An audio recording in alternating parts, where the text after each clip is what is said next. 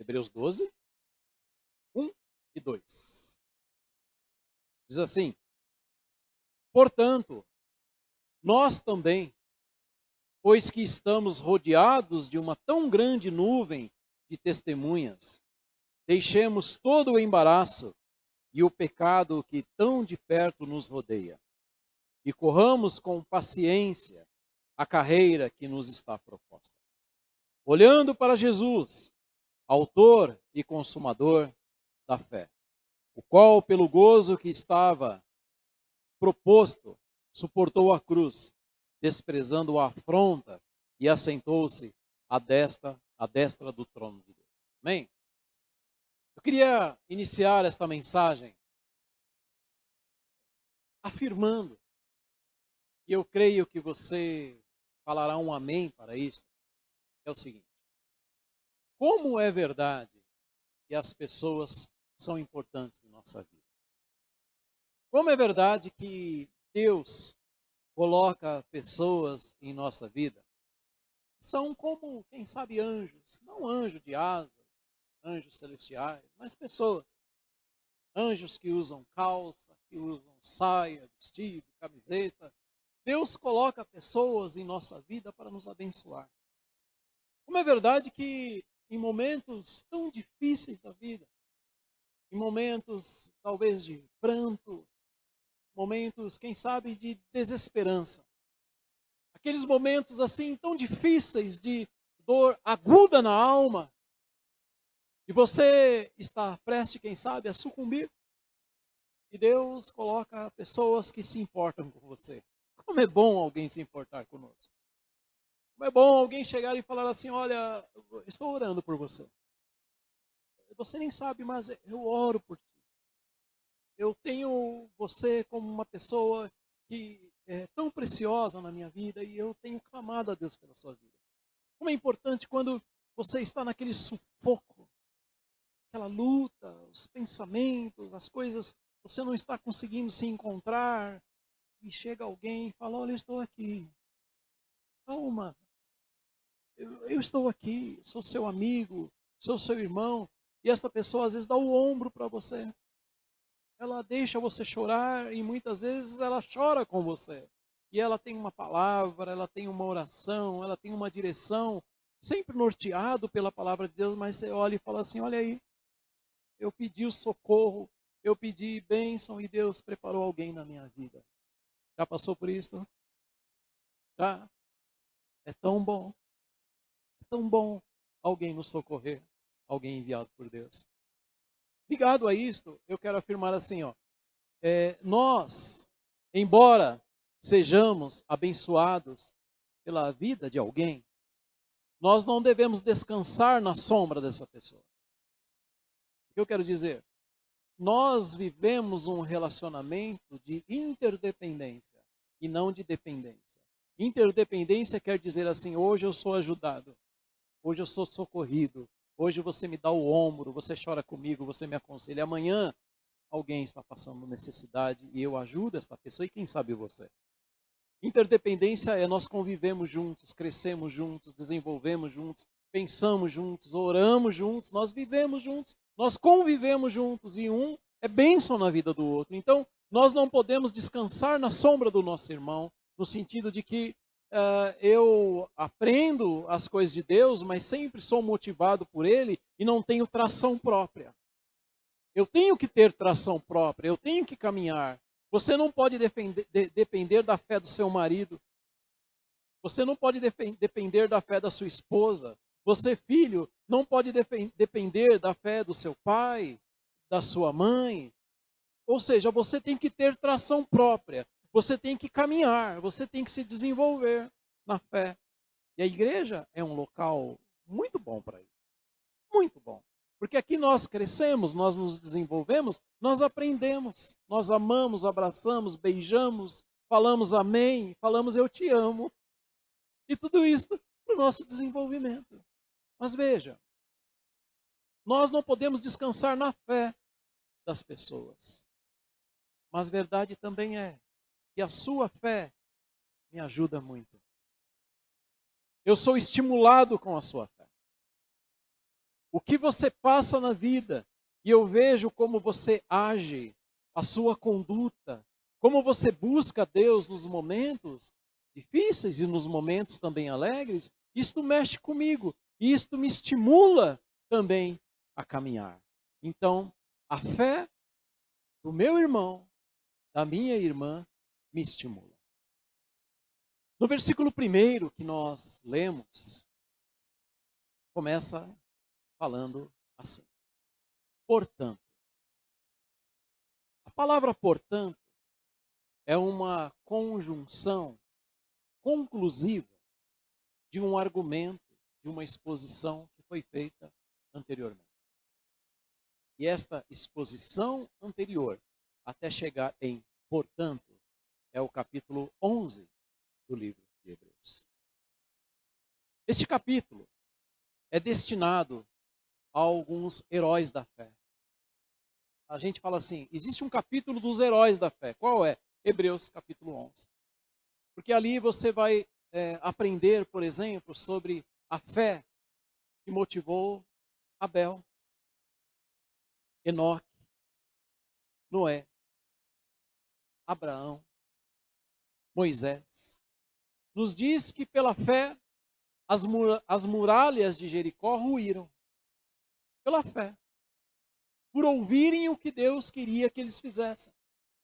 Nos diz também que alguns receberam escárnio, ou seja, zombaria, açoites, algemas, prisões, que foram apedrejados.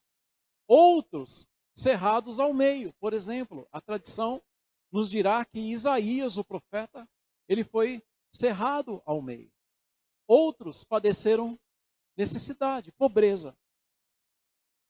Então, pensando nesses heróis da fé do capítulo 11, isto, portanto, nos fortalece a viver pela fé. Ou seja, nós aprendemos sobre os heróis da fé do capítulo 11 e isto fortalece a sua fé, fortalece também a minha fé. E também no Novo Testamento houve perseguição. Os nossos irmãos foram cruelmente perseguidos, tiveram seus bens confiscados, foram jogados para as feras devorarem, famílias inteiras. O pai vendo o filho sendo atacado por uma fera, vendo a esposa. Alguns irmãos foram colocados em cruzes e queimados vivos, iluminando as estradas de Roma. Inclusive, numa ocasião específica, como espetáculo vexatório, horrendo, Nero preparou o jardim da sua residência e fez com que ali alguns irmãos fossem mortos como um espetáculo para ele presenciar. E tudo seria resolvido se os cristãos aceitassem a divindade do imperador, se negassem a Jesus Cristo e também a sua ressurreição. Eles receberiam de volta as suas propriedades, teriam garantia de vida, contudo, preferiram morrer a negar Jesus Cristo. E a fé os levou a experimentar algo além das suas forças. A força que eles experimentaram para morrerem, darem a vida pelo Evangelho, pela causa de Jesus Cristo, pelo próprio Cristo, foi a ação do Espírito Santo em suas vidas.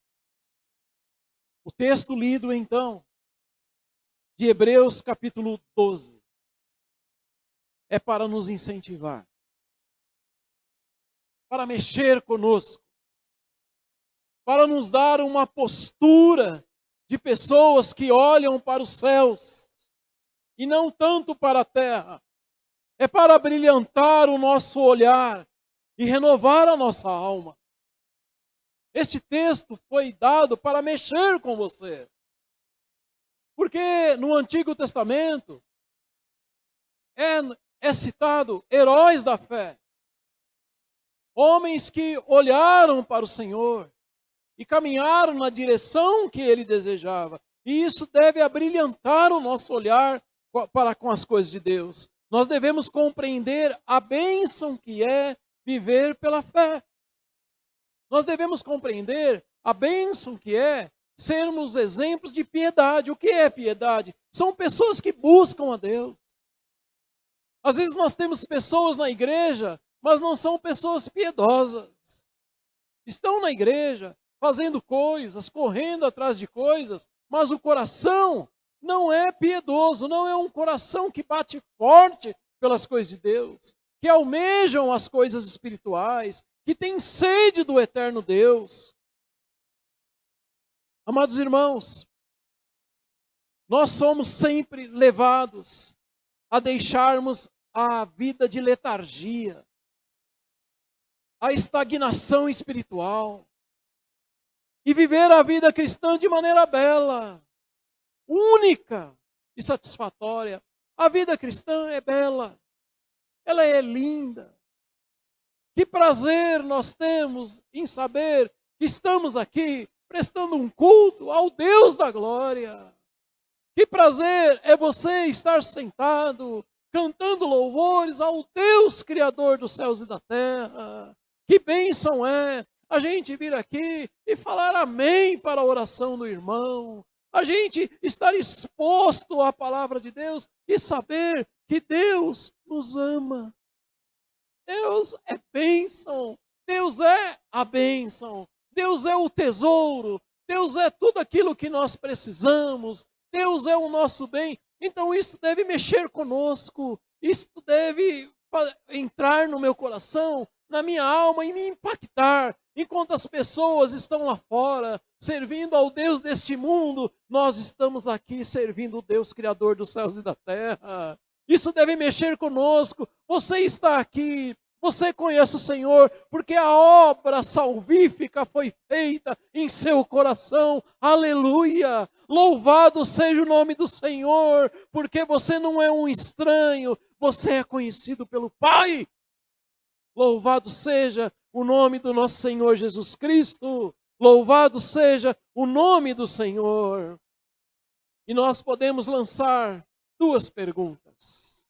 Primeira, você está disposto a viver para Jesus? Que pergunta! Você está disposto a viver, a servir Jesus Cristo?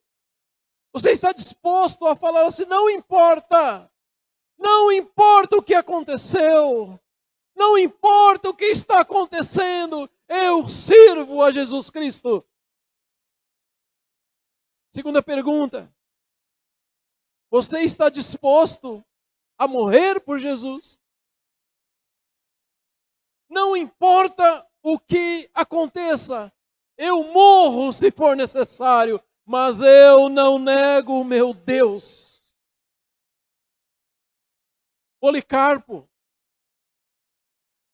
um dos pais da igreja, discípulo do apóstolo João, um homem que foi usado no início da igreja, no desenvolvimento da igreja, insistiram para que ele negasse Jesus Cristo. E assim ele não seria queimado vivo. Policarpo, Policarpo, negue Jesus. Negue esse nome. E você não será morto, você não será queimado. A resposta dele foi a seguinte: há 86 anos eu tenho sido o seu servo de Jesus. E ele nunca me faltou.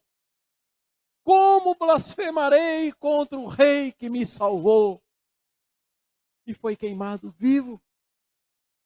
Amados, irmãos no passado deram a vida para que o nome de Jesus Cristo fosse conhecido. Os exemplos da fé, ou os exemplos de fé do capítulo 11, devem nos envergonhar se reclamamos de tudo. se nos comportamos como funcionários de Deus. Sabe o que é um funcionário? É aquele que faz as coisas na empresa por obrigação. Faz porque ele tem que fazer. Porque será cobrado. Mas não é por amor. Faz porque é obrigação. Nós não podemos viver a nossa vida com o Senhor, seja lá fora ou aqui dentro, como funcionários. Como pessoas que chegam num determinado horário para bater em cartão. Como se a gente chegasse aqui com desprazer. Chegássemos aqui de forma mecanizada. Como se fosse um ritual. E chegarmos aqui porque nos acostumamos a vir. Não, nós não somos funcionários a ponto de recebermos um salário. Nós estamos aqui porque Deus transformou o nosso ser. Porque Ele mudou a nossa história. Nós temos duas histórias. Uma história antes de Jesus e outra história depois de Jesus. Você toca na igreja para servir Jesus Cristo. Não é como um funcionário que será cobrado pelo pastor. Você canta na igreja, não é como um funcionário, é como servo de Deus. É como alguém que tem prazer em cantar, prazer em tocar, prazer em ensinar, prazer em pregar. Porque você está aqui, porque este ambiente é um ambiente que Deus preparou para que o nome dele fosse conhecido por pessoas imperfeitas, mas que querem a cada dia caminhar em maturidade e conhecer mais o Rei da Glória. Você está aqui porque algo aconteceu em sua vida. Você está aqui porque existe um cântico nos seus lábios que as pessoas lá de fora não conhecem. Você está aqui porque você é filho. Você está aqui porque você tem um pai. Você está aqui porque existe uma doçura no seu coração que foi dada por Deus. E você louva a Deus porque a sua vida é buscar o Senhor. Louvado seja o nome do nosso Deus, porque Ele tem trabalhado na nossa vida para que a gente possa entender essas verdades, meus queridos irmãos. Amados, se achamos que Deus não nos abençoa, se murmuramos, se achamos que a vida não é bela, se somos preguiçosos na vida cristã, nós não estamos imitando a fé dos heróis da fé, do capítulo de número 11 do livro de Hebreus. E o texto diz assim: desembaraçando-nos de todo peso, desembaraçando-nos de todo pecado que tenazmente nos assedia. Pense em uma aranha. Quando uma presa cai na teia dela, a teia, a presa, ela tenta sair e ela se mexe, e quanto mais ela mexe, mais ela fica presa. E a aranha vem e ela joga mais teia e deixa ali. E não tem como a presa sair. Eu quero dizer para você, assim, não se embarace com as coisas da vida. Aquelas coisas que você olha e você já sabe, Deus não tem para você, meu irmão, minha irmã. Deus não tem. O pecado, os locais, pessoas. Como tem cristão que muitas vezes caminha com pessoas, faz coisas com pessoas, e não é porque ele quer ser um missionário entre essas pessoas, a ponto de falar do amor de Jesus. É que ele toma a forma das pessoas. E ele perde a autoridade espiritual. Então, existem cristãos que ficam num emaranhado. Eles ficam como numa teia. E começam a fazer coisas que não deveriam. E quando eles percebem, estão totalmente embaraçados por vícios, por coisas que falam, por situações da vida, por escolhas e eles ficam embaraçados em pecado. Então o texto fala, se desembaraçem de todo o peso do pecado que tenazmente assedia vocês. O cristão embaraçado nesta vida não se move. Ele não avança. Ele fica quietinho, fica parado, não se desenvolve, não amadurece, não progride. Ele vive sob o peso de demandas, incertezas e tentações que roubam da vida dele o foco de Cristo. Ele se atrapalha mais e mais. Se atrapalha em seus negócios, na família, nas finanças, na vida sentimental, nos pecados. Ele se embaralha, ele se embaraça, ele vive preso, inclusive na igreja. Tenazmente, é como uma cola que pressiona o pecado. As nossas más escolhas nos pressionam a se embaraçar ainda mais. A gente não se move, fica parado, não desenvolve. Vocês lembram da passagem em João, da mulher samaritana? Como era a vida dessa mulher? Ela já havia passado por 5 casamentos, 5 maridos, e agora ela estava amaziada. E o que as pessoas falavam dela? Então ela precisava de uma solução. Quando ela encontrou o mestre, ela saiu e foi falar do Jesus Cristo. Por quê? Acabou aquele tempo de embaraço. E o texto continua. Tirar todo o peso. Precisamos tirar todo o peso. O judeu convertido naquela época, ele precisava tirar um peso em especial. Que era abandonar o sistema levítico da lei, que pressionava ele para que ele continuasse vivendo sob a lei. Mas ele precisava depender somente de Cristo. E a lei mosaica era um peso na vida dele. E que não se podia carregar na trajetória da vida cristã. Então ele precisava tirar esse peso. Olha, a lei passou, Jesus cumpriu a lei. Daqui para frente você precisa viver na graça. Então este peso, o judeu convertido precisava deixar. E o texto continua, quando nos traz a ideia de um corredor. Precisamos tirar o peso. Imagine você sendo um corredor e carregando um peso. Você participando de uma prova com peso nas costas e com uma roupa pesada, quem sabe um tênis muito pesado, você terá muita dificuldade. Então, nós seremos facilmente derrotados se carregarmos um peso. Amados irmãos, na vida cristã, espiritualmente falando, precisamos de roupas leves. Vamos tirar o peso das nossas más ações. Cristão tem que ser gente boa. Cristão tem que ser visto como pessoa diferente. O texto fala, corramos com perseverança. É sem parar, é continuar. Mesmo quando surgem os obstáculos em nossa vida, nós devemos continuar. Não pare não, continue andando, continue progredindo, continue desenvolvendo a sua carreira da fé. E o versículo 2 diz, olhando para Cristo, o autor e o consumador da fé. Ou seja, Jesus é a origem e Jesus é a perfeição da fé. E nós devemos olhar para Ele. Para os hebreus, seria deixar as obras da lei e confiar somente em Jesus. Agora é só Jesus. Só Jesus. Então era um desafio para eles esta mudança. E para nós, é depender de Jesus Cristo.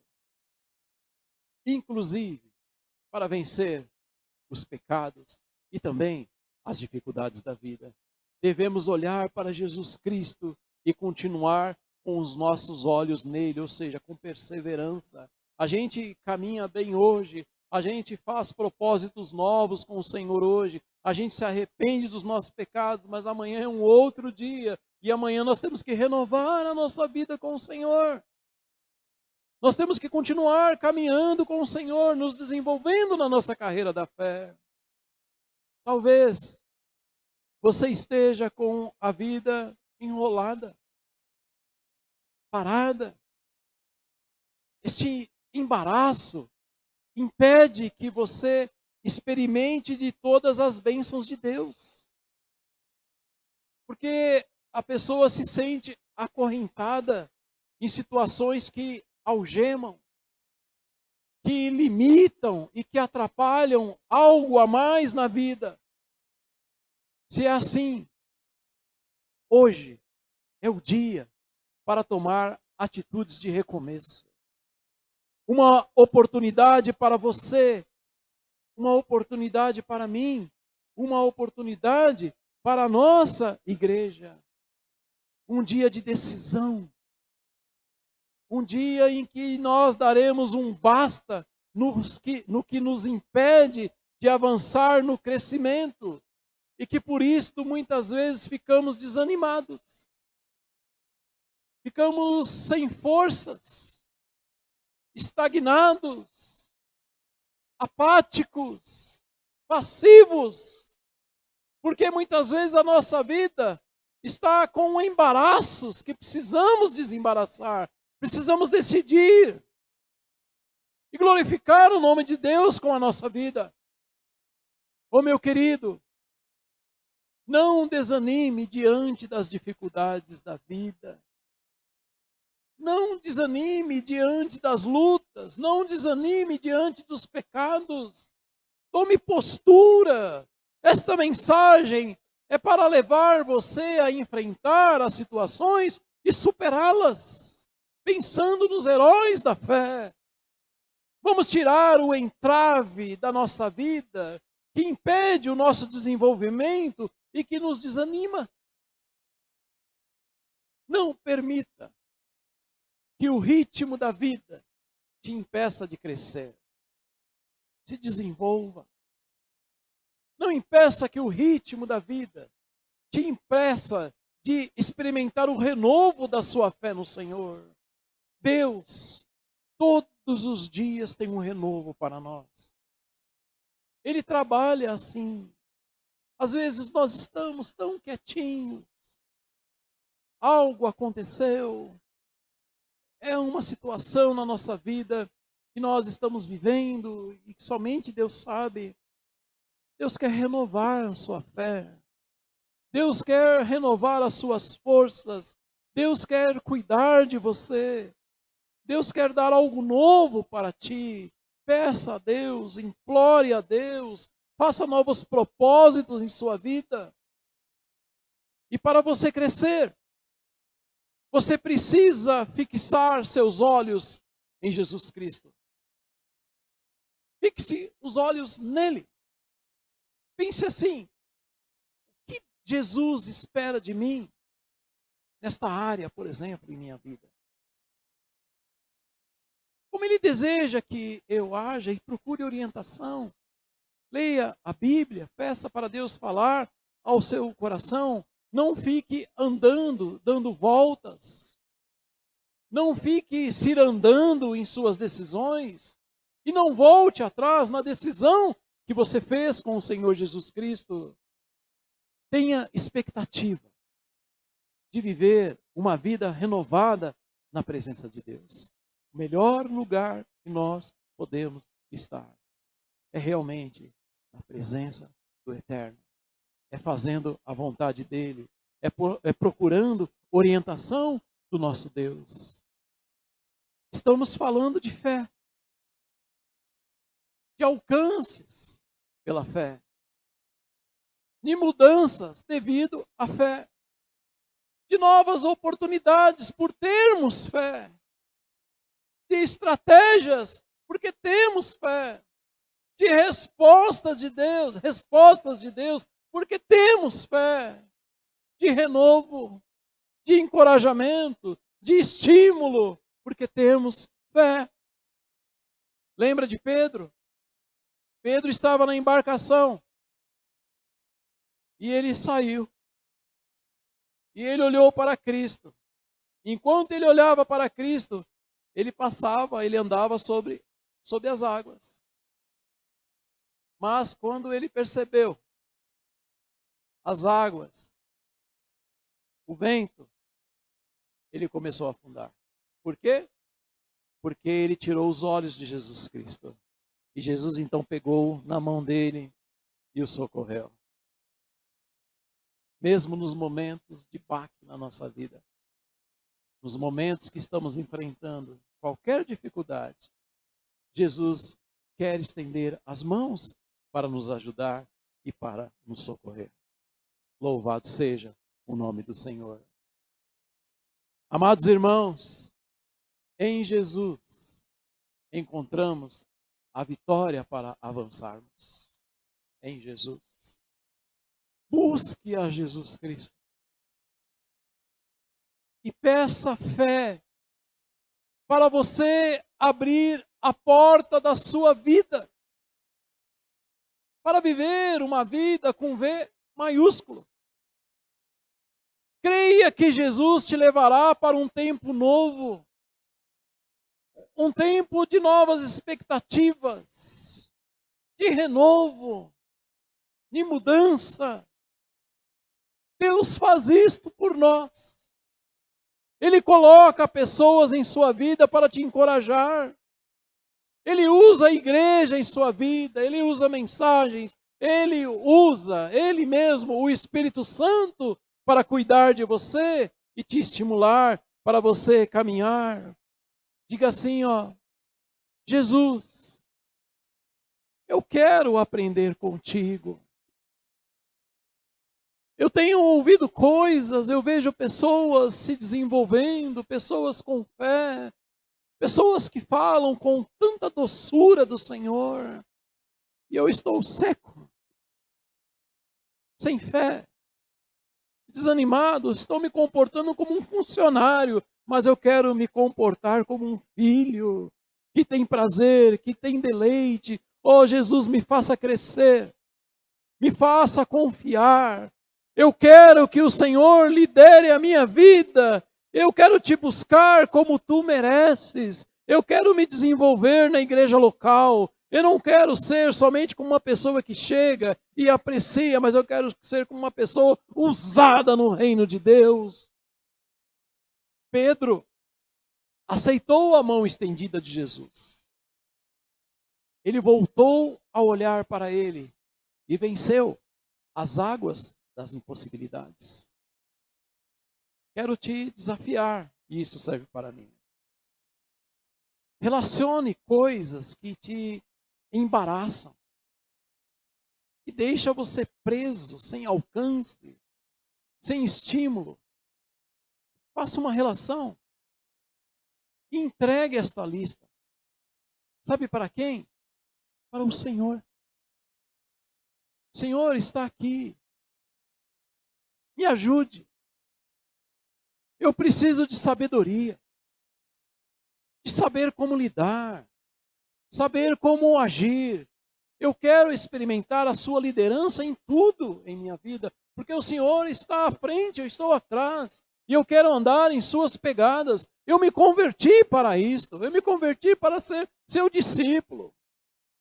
Um dia eu entreguei a vida ao Senhor e nada mudou. No sentido de que eu continuo sendo seu servo, mas eu quero ser mais usado pelo Senhor. E nunca se esqueça, você não está sozinho. Porque o Deus de Israel está ao seu lado. Pense, nós queremos ficar perto de árvore robusta, que dá sombra. Não é assim? Jesus é esta árvore. Jesus é a videira verdadeira. E perto dele somos como árvores plantadas na beira dos riachos, cheias de vida e também de expectativa. Não perca a expectativa de coisas que Deus ainda fará em sua vida. Não desanime, tenha fé. Não saia daqui sem compreender que existe a alegria de Deus para a sua alma. Olhe para Jesus.